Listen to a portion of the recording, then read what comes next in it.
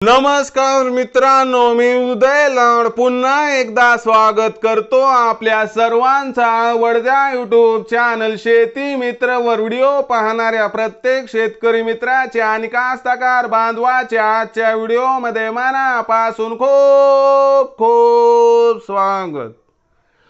मित्रांनो, thumbnail पाहितलं, title वाचलं हो मित्रांनो, सामान्य सोयाबीन उत्पादक कास्तकार बांधवांचा सर्वात महत्त्वाचा सवाल की अखेर 15 मे नंतर आता देशांतर्गत बाजारामध्ये सोयाबीन विकावं की मग थांबावं? हो मित्रांनो, हा सध्याच्या कंडिशनचा सर्वात महत्त्वाचा सवाल आहे की अखेर 15 मे नंतर आता देशांतर्गत बाजारामध्ये सोयाबीन विकावं की मग थांबावं?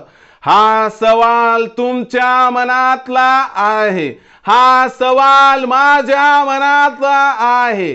आज भारत वर्षातील सामान्य सोयाबीन उत्पादक कास्तकार बांधव या ठिकाणी विचारत आहे की अखेर 15 मे नंतर आता देशांतर्गत बाजारामध्ये सोयाबीन विकावं की मग थांबावं? या प्रश्नाचं अचूक उत्तर जाणून घेण्यासाठी आता आपण सर्वांनी हा व्हिडिओ सुरुवातीपासून शेवटपर्यंत पाहावा। हा व्हिडिओ शेवटपर्यंत पाहत असताना जर आपल्याला मनापासून आवडला तर जरूर या व्हिडिओला या ठिकाणी एक लाईक करा। जास्तीत जास्त कास्तकार बांधवांपर्यंत हा व्हिडिओ पाठविण्यासाठी या व्हिडिओला या ठिकाणी जरूर शेअर करा। सबस्क्राइब करून जरूर नोटिफिकेशन बेलला ऑल करा, यामुळे येणारा प्रत्येक व्हिडिओ हा आपणास या ठिकाणी मिळत राहतो।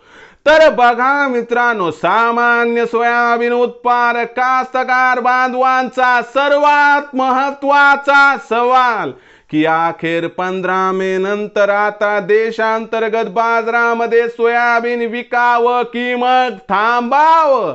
या प्रश्नाचं अचूक उत्तर जाणून घेण्यासाठी सध्या देशांतर्गत आणि आंतरराष्ट्रीय बाजारामध्ये काय आहे सोयाबीनच्या बाजार भावाची स्थिती, सध्या देशांतर्गत आणि आंतरराष्ट्रीय बाजारामध्ये काय आहे सोयाबीनची मागणी पुरवठ्याची स्थिती आणि या सर्वांचा 15 मे नंतर सोयाबीनच्या भावावरती काय परिणाम होणार आणि या परिणामानंतर मग सोयाबीनचा भाव वाढणार की घटणार आणि अशा परिस्थितीमध्ये आपण 15 मे नंतर अखेर सोयाबीन विकावं की मग थांबावं या प्रश्नाचं आता घेऊयात उत्तर।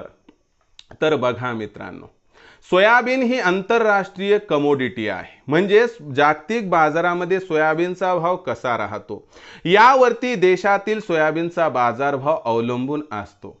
मागच्या 5 ते 7 दिवसांमध्ये सोयाबीनच्या भावात तब्बल 5 ते 7% तेजी आली आणि सोयाबीनचा बाजार भाव $11.5 ते $12.25 प्रति बुशेल्स वरून थेट $12.35 प्रति बुशेल्स पर्यंत पोहोचला। पण वरच्या लेवलला काही सोयाबीनचा भाव टिकला नाही, बाजारभाव कोसळले आणि जाणकारांच्या मते इथून पुढे आंतरराष्ट्रीय बाजारात सोयाबीनच्या भावामध्ये आपल्याला चढ उतार दिसणार। यामुळे देशात सुद्धा सोयाबीनच्या भावात आपल्याला चढ उतार दिसणार आहे। त्याबरोबरच मित्रांनो, 15 मे नंतर देशामध्ये सोयाबीनची विक्री ही 100% कमी होणार, कारण देशात सोयाबीनचा शिल्लक साठा कमी होत चाललाय।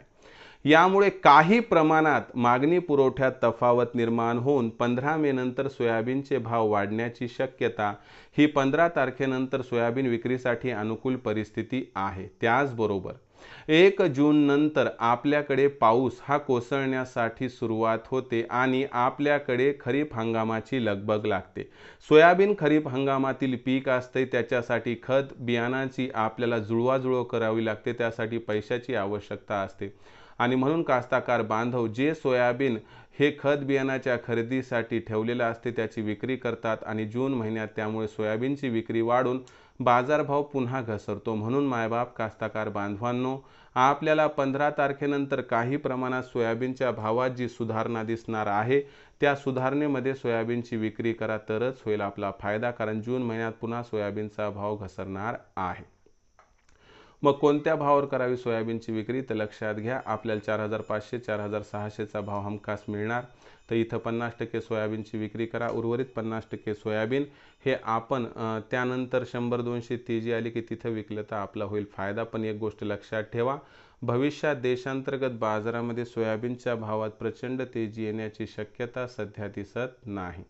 तर मित्रांनो, आता भविष्यात देशांतर्गत बाजारामध्ये काय राहणार, सोयाबीनचा बाजारभाव याबद्दल अधिक माहिती जाणून घेण्यासाठी पाहत रहा आवडतं यूट्यूब चॅनल शेती मित्र। आवडला असणारा हा व्हिडिओ तात्काळ लाईक करा, सामान्य कास्तकार बांधवांपर्यंत पाठविण्यासाठी शेअर करा, सबस्क्राईब करून जरूर नोटिफिकेशन बेलला ऑल करा, यामुळे येणारा प्रत्येक व्हिडिओ हा आपणास या ठिकाणी मिळत राहतो।